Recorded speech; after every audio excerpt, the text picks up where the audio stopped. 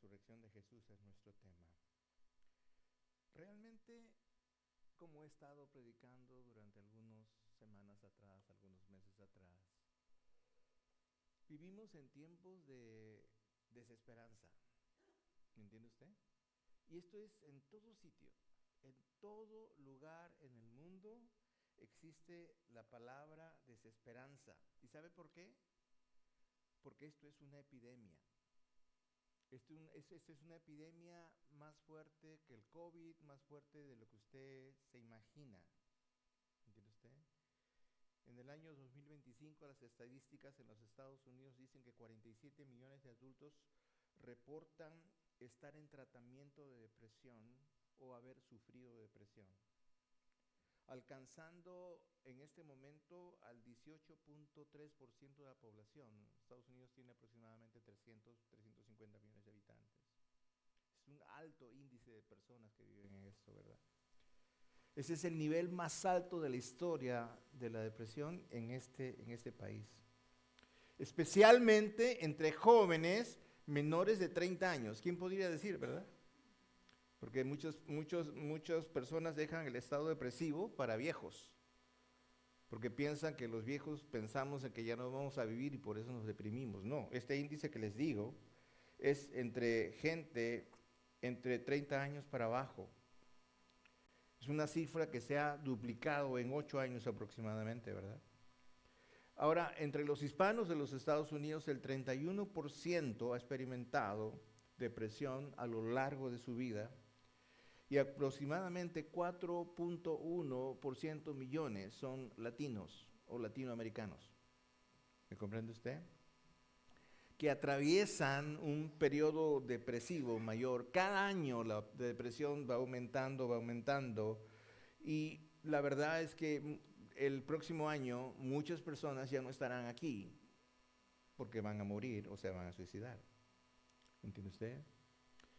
Ahora, la verdad es que muchas personas no dicen esto, no dicen que están deprimidos o algo porque tienen miedo al que dirá. Pero, otra vez, esto era algo que está sucediendo en Jerusalén. Esta mañana, vamos a poner que es el domingo de resurrección.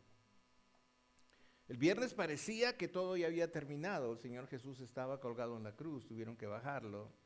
Ayer sábado fue un día donde Dios no habló, no pasó nada. La gente estaba viviendo el luto de haber enterrado al Señor Jesús. Ayer no se dijo nada. Y si usted ha seguido mis devocionales, le llamamos el día del silencio, en el cual el día que Dios no habló. No habló, pero hizo mucho. ¿Me entiende usted? Pero algo cambió esta mañana del domingo de resurrección. Aún sin decir ni una sola palabra, la tumba estaba vacía. No era un truco, no era un accidente, no era una idea espiritual. ¿Me entiende usted? Entonces, aquí ocurre la declaración más poderosa. Lo que el pecado mató, Dios lo levantó. ¿Me comprende usted?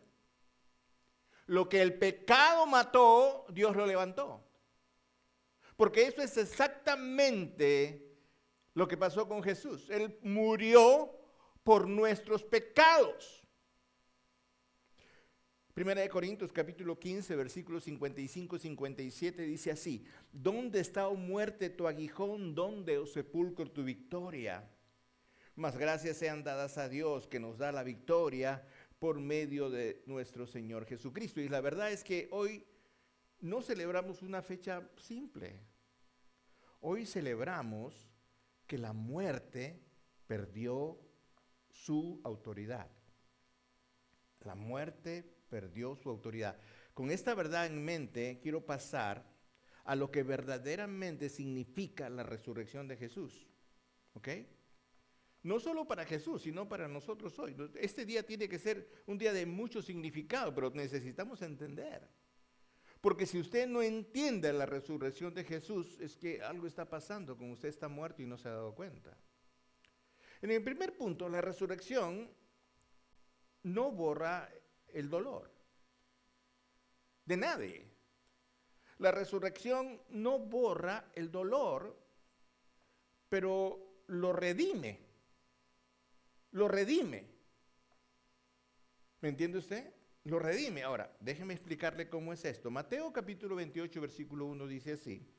Pasado el día de reposo, al amanecer del primer día de la semana, vinieron María Magdalena y la otra María a ver al sepulcro. Pasado el día de reposo, el primer día de la semana. Se enteró que el primer día de la semana es domingo, ¿verdad? No es lunes. Las mujeres habían ido al sepulcro con especies. Habían tomado su mirra, habían tomado especies y no tenían expectativas. Ellas iban a ver el cuerpo de Jesús y a ungirlo, es decir, a frotarlo con especies para que en el momento de la descomposición este cuerpo se mantenga y no huela tan fuerte. Ellas no iban a celebrar nada, ellas iban a cerrar un capítulo en sus vidas. Habían pasado 3 años maravillosos en la compañía del Maestro, habían llorado, habían clamado, habían sido sanadas, pero de pronto su Maestro está muerto, lo bajan de la cruz y ellas están mirando todo eso, así que las primeras que van a la tumba fueron mujeres. Ahora, ¿quiénes son estas mujeres? María Magdalena, por supuesto, era la más discípula fiel de Jesús, de quien se dice que Jesús expulsó 7 demonios, Lucas capítulo 8, versículo 2. Ella estuvo presente en la crucifixión, en el entierro y en la resurrección. No era María, la hermana de Lázaro. Fue la primera testigo del Cristo resucitado. Jesús se le apareció primeramente a ella. ¿Me entiende usted? Ahora, esto es algo radical en la cultura judía. ¿Por qué? Porque es un testimonio femenino, el cual no tenía ningún tipo de valor legal. Para ser más concreto, la mujer no valía. Su palabra no valía en este tiempo. La otra mujer era María, era la otra María, ¿no? La madre de Jacobo y de José, Marcos capítulo 15, versículo 40. Ahora, otra vez, ella representa a quienes permanecieron. Dice la Escritura que ellas estaban allí con María, la madre de Jesús. Y representa a quienes permanecieron porque los otros huyeron, tal y cual usted está aquí. Otros han huido y usted está acá.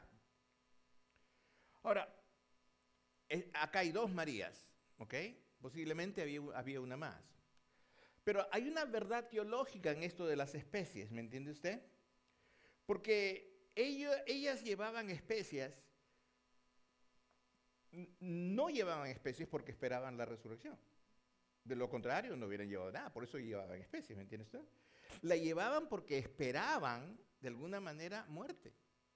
Ellas están yendo a ver al muerto Jesús. Fueron a ungir un cadáver, ¿me entiende usted? ¿Y qué encontraron? ¿Alguien puede decir qué encontraron? Número 1, no encontraron nada en la tumba. Número 2, encontraron vida. Encontraron al Señor Jesús, ¿me entiende usted? Ahora, otra vez, es como cuando uno va al cementerio. ¿Para qué va al cementerio? Uno va llevando flores, ¿verdad? ¿No? Usted no espera ir al cementerio y encontrar un milagro allí, ¿no es cierto, no? Usted va al cementerio aceptando la pérdida, ¿me entiende usted? Cuando uno va al cementerio uno tiene tristeza porque la persona que está allí es una persona que convivió conmigo, compartió conmigo, quisiera que no esté allí, ¿me entiende usted? Pero déjeme decirle que Dios no permite que el dolor tenga la última palabra. Ahora, como creyentes, nosotros sabemos que Jesucristo resucitó. Lo confesamos, lo cantamos, lo predicamos, ¿me entiende usted? Pero hay una diferencia entre saberlo con la cabeza y vivirlo con el corazón. Hay una gran diferencia. Las mujeres habían visto morir con sus propios ojos a Jesús. Entonces, el dolor de estas mujeres era bastante real. Y sin embargo, Dios las encontró en ese dolor, escúcheme bien, y lo transformó en el testimonio más poderoso de la historia, que es exactamente lo que Dios quiere hacer contigo. Ahora te pregunto, ¿cuál es tu dolor? ¿Cuál es tu dolor real? ¿Cuál es tu dolor?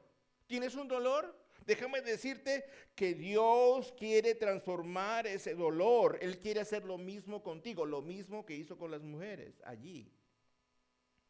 Ahora, quiero que entiendas que Dios no siempre va a evitar que pasemos por la tumba, pero nunca va a permitir que la tumba sea tu destino, ¿me entiendes tú? Porque hay circunstancias en nuestra vida que nos obligan a sentirnos muertos. Hay circunstancias en nuestra vida que nos obligan a sentirnos que no valemos más que lo que estamos viviendo en ese momento, ¿me entiende usted? Y llegamos a Dios en medio del dolor, con muchas preguntas, con una fe incompleta. Y por eso dije, cantamos, hablamos, predicamos, pero aún podemos tener una fe incompleta. Pero Dios nos responde según lo que llevamos en nuestras manos. Dios no nos responde según lo que llevamos en nuestras manos, sino según la fidelidad de nuestro corazón. Ahora quédate allí. Dios nos responde según la fidelidad de nuestro corazón. Te repito el pasaje. Ahí están las Marías, están llevando los inciensos aromáticos. Ellas van con dolor y de pronto se encuentran que ha resucitado. Y por eso Jesús le dice a María, no me toques, todavía no he ascendido al Padre. Ahora, pero ellas van con dolor, ¿me entiende usted? Esa es la verdad. Y van con un dolor vívido porque ellas están viviendo las circunstancias. Ahora, como le dije, es exactamente lo que pasa en nuestras vidas. Porque tenemos dolor. Tenemos dolor por una enfermedad, tenemos dolor por una pérdida, tenemos dolor por algo que no se ha cumplido, tenemos dolor. Y Dios sabe que tú tienes ese dolor, pero Dios no responde solamente por tu dolor. Dios responde a la fidelidad de tu corazón. En dos palabras, lo que Dios está viendo es la fidelidad de tu corazón. Porque Dios es suficientemente capaz para transformar ese dolor. Por eso en el segundo punto acá es que la resurrección cambia el valor de tu vida. Ahora déjame decirte antes de llegar a este punto, es que no eran 3 mujeres. La Biblia habla de 12 apóstoles, 70 discípulos. Y dice, y muchas más mujeres. Honestamente estamos hablando de más de 100 personas, 100 mujeres. Y por eso Jesucristo es pero tan puntual en este proceso cuando habla de la mujer, cómo la reivindica. Entonces, la resurrección cambia el valor de tu vida. Por eso es que necesitas entender la resurrección. El miércoles Jesús fue vendido por 30 monedas de plata. El viernes Jesús fue tratado como un criminal. Pero el domingo Dios reivindica a su hijo públicamente. Ahora, quiero que me entiendas cuando decimos que el viernes fue tratado como un criminal. Quiero que entiendas que Jesús fue crucificado en una cruz como un esclavo. Y ciertamente los dibujos que nosotros tenemos representan a Jesús con un delantal en las partes de su cuerpo, pero honestamente no fue así. Jesús fue mostrado en vergüenza, es decir, desnudo. Y Dios lo está consintiendo, porque Él en ese momento está consintiendo que Jesús muera por los pecados que todo el mundo tiene a través de las edades, de todos los tiempos, del pasado, del presente y del futuro. La Biblia dice, si crees, vivirás.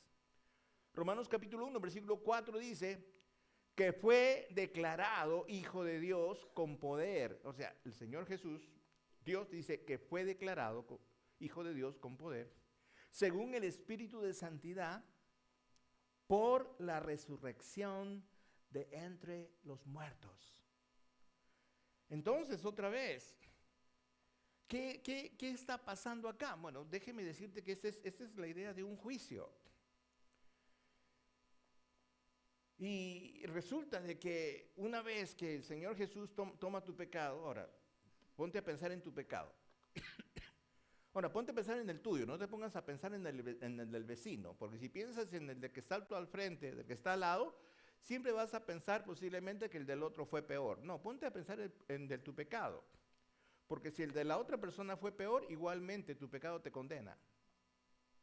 Así que acá no estamos viendo tamaños ni formas de pecado, acá estamos viendo el pecado, nada más. Entonces, ¿qué sucede?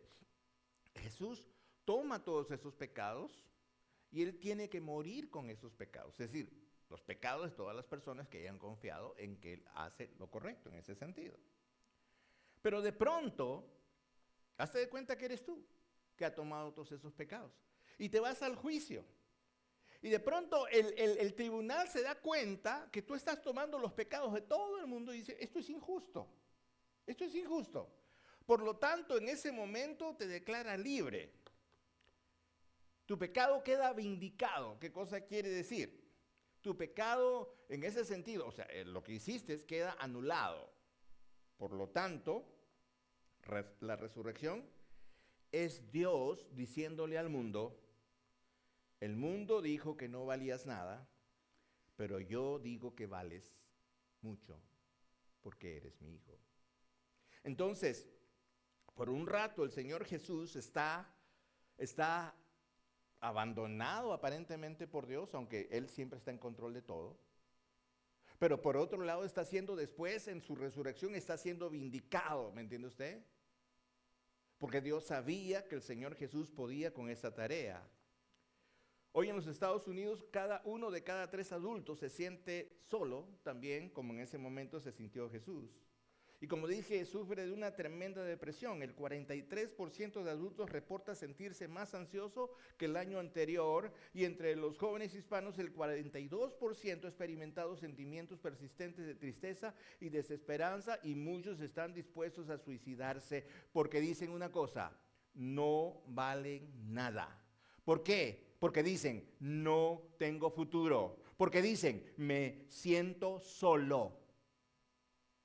Me siento solo, no tengo nada por qué luchar.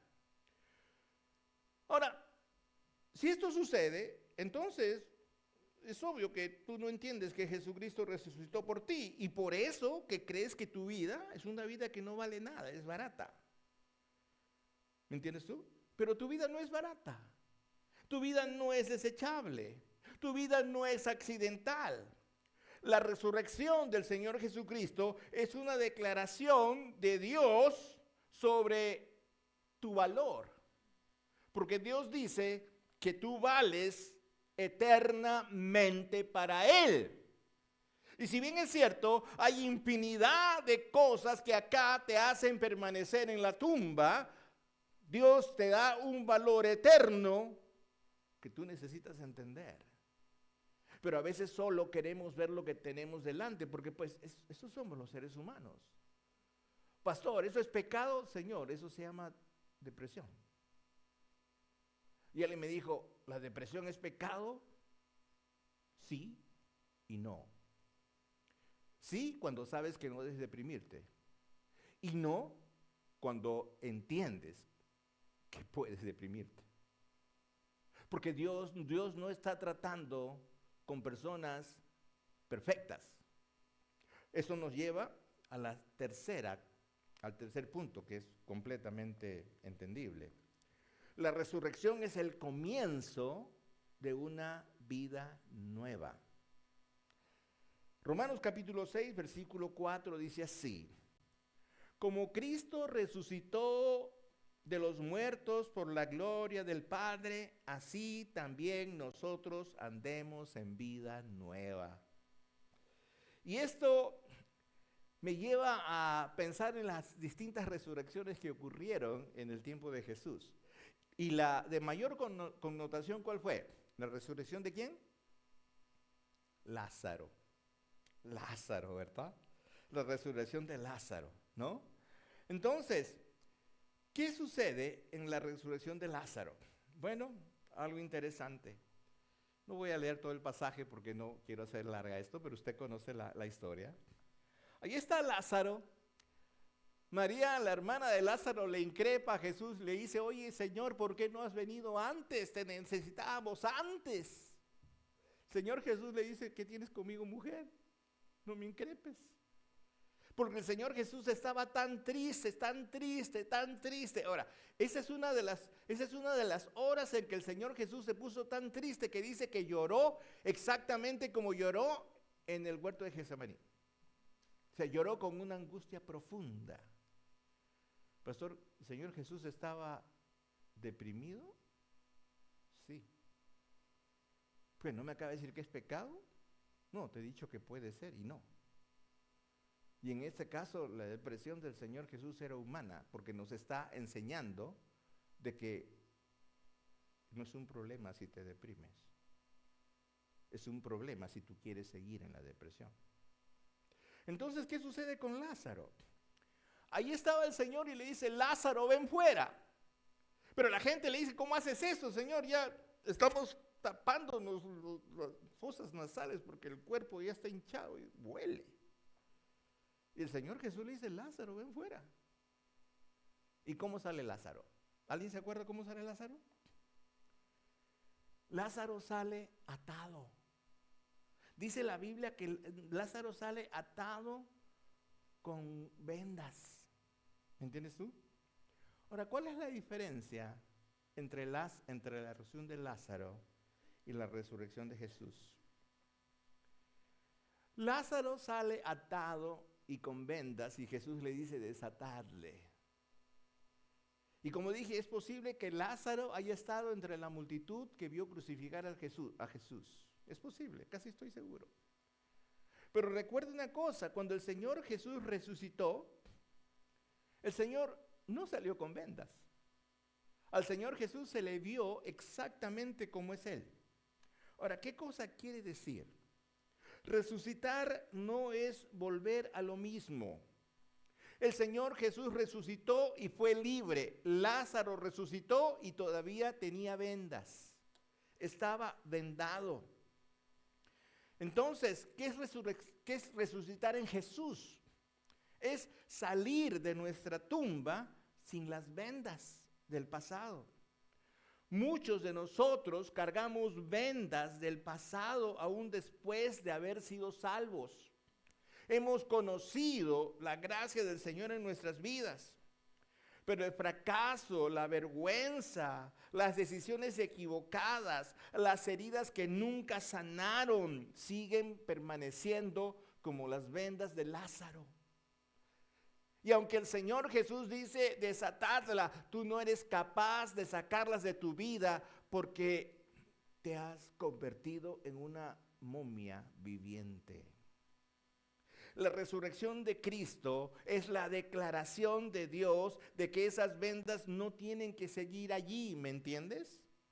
Y tú me podrás decir, pero pastor, mi dolor sigue dentro de mi corazón, sí. Y Dios lo entiende y por eso te he dicho que Dios mira la fidelidad de tu corazón, porque el milagro más grande es transformar tu corazón. Eso es lo que Dios va a hacer. Fuiste salvo para vivir libre sin ataduras. No solo para ir al cielo algún día, sino para andar en vida nueva hoy. Pero ¿qué cosa te impide andar en vida nueva hoy? La pregunta en esta noche no es tan solo, ¿crees que Jesús resucitó? La verdadera pregunta es, ¿estás viviendo como alguien que ya salió de la tumba? ¿O estás viviendo como Lázaro, que sale todavía a la vida, pero con sus vendas del pasado? El cuarto punto es que si Cristo no resucitó, entonces todo eso es inútil. La diferencia es que Cristo sí resucitó. 1 Corintios 15, 17 dice así: y si Cristo no resucitó, vuestra fe es vana, aunque estáis en vuestros pecados. Ahora, ¿qué cosa quiere decir? Si Jesucristo no hubiera resucitado, toda nuestra devoción, toda nuestra intención de confesar al Señor Jesús como nuestro Salvador personal no sirve, es inútil, no pasa nada. Te vas a ir al infierno, si es que crees en el infierno, o sencillamente vas a tratar de malgastar tu vida, tu dinero, lo que tengas en razón de que no sabes en qué creer. Pero Cristo sí resucitó. ¿Y esto qué significa? Significa que tu pasado puede ser perdonado, significa que tu presente puede ser transformado y significa que tu futuro está asegurado. ¿Crees eso? La tumba es el único lugar en donde Jesús estuvo y no se quedó. Todas las demás personas trascendentes como Moisés, Abraham, los profetas, siguen allí o tal vez. Pero Jesús fue la única persona que pasó por la tumba y resucitó. Y el cristianismo que nosotros vivimos no se basa en un símbolo o en una tradición. Se basa en un sepulcro vacío y en un Cristo vivo. Estaba comprando carne ayer, anteayer, y alguien me dijo, pero no se debe comer carne en estos días. Y yo le dije, ¿y por qué? Porque estás comiendo la carne de Jesús. ¿Y qué se debe comer? Pescado. Y si como pescado, entonces no comes la sangre de Cristo. Perfecto. Ahora, ¿de dónde sale ese pensamiento? Es absurdo, ¿verdad? No tiene nada que ver con el cristianismo. Pero hay personas que tienen patrones mentales que han sido forjados en una vida de ignorancia en el pasado y que lo creen hasta ahorita. Hay personas que creen en esto. Creen que llevar a un niño a la pila bautismal para que el X lo bautice, lo va a separar del demonio, de Satanás. Tremenda equivocación. Eso no sucede así. El domingo de resurrección nunca te va a preguntar si vienes a la iglesia. El domingo de resurrección, la pregunta que vas a encontrar es: ¿quieres salir del sepulcro en que te encuentras? ¿Quieres salir de la tumba en que estás? Porque Jesús salió de la tumba, pero tú puedes haber resucitado, pero como Lázaro todavía llevas tus vendas del pasado. Jesús no resucitó para ser admirado desde lejos. Jesús resucitó para ser seguido desde cerca, ¿me entiendes tú? Desde cerca. Entonces, hoy te llamo, de alguna manera, para que veas qué áreas de tu vida todavía las sigues viviendo como si estuvieras enterrado en una tumba. Para que mires qué vendas del pasado todavía no dejas que salgan de tu interior. ¿Estás viviendo como alguien que ya resucitó con Cristo o estás viviendo como Lázaro todavía con las vendas? Mateo capítulo 28, versículo 6, la escritura dice: no está aquí, pues ha resucitado. Yo creo que el Señor Jesús resucitó y literalmente la Biblia dice que Él está a la diestra del Padre. Yo creo eso. Y que en la persona del Espíritu Santo Él mora en mi interior. ¿Tú crees eso? Yo creo también lo mismo. Y por eso no hay domingo de resurrección si verdaderamente tú no has salido de la tumba, porque Jesús salió. Y la invitación en esta noche es que salgas de tu tumba, que dejes que Dios tome el control, que no es como tú dices, es como Él quiere. Dios no toma el control de los hechos, Dios toma el control de tu corazón, pero lo toma siempre y cuando tú seas fiel, porque Dios lo que busca es tu fidelidad. A pesar de nuestra incredulidad, Dios está buscando nuestra fidelidad. Cierra tus ojos donde estás. Oremos juntos. Dile: Dios, en esta noche, yo sé que tú has vencido la muerte, Señor, y yo no estuve ahí. No estuve como las mujeres allí. No lo vi. Y de pronto me encuentro con circunstancias que tú me dices si lo creo o no lo creo. Y yo te digo que sí lo creo. Pero la verdad, no estuve allí. Sin embargo, Señor, me has dado tantas evidencias que estás presente en mi vida. Aunque hay circunstancias en las que vivo, Señor, que me dicen que me siento solo, deprimido, abandonado, frustrado. Porque no encuentro la razón de ser, mi valor o el valor que yo creía que tenía se ha ido por el excusado. Y yo me siento, Señor, completamente aplastado, me siento completamente dañado. Y yo no comprendo, Señor, cómo es que tú, que dices que me amas tanto, permitas que esto suceda en mí. Señor, no quiero estar así.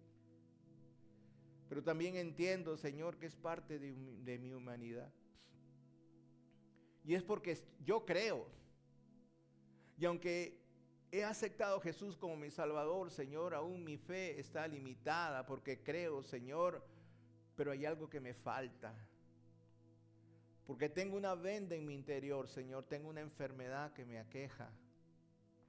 Tengo una venda en mi interior, Señor, tengo algo que me hace renegar de ti. Tengo una venda en mi interior, Señor, algo que me dice, Señor, que soy incompleto, que no tengo el valor que necesito. Tengo una venda, Señor, en mi interior. Tengo una venda, un pecado no confesado. Tengo una venda, Señor. Algo que me hace frustrarme, Señor, y no me rindo, sino reniego. Y eso me hace más daño, porque yo sé que me amas y que me quieres en libertad. En esta hora, Señor, no quiero vivir como esclavo. Señor, quiero entregarte mi miedo al futuro. Quiero entregarte mi desesperanza, quiero entregarte mi pasado. Señor, hoy dejo mi tumba, dejo mis vendas, dejo mis errores del pasado, Señor, y creo que tú vives, porque tú vives, Señor.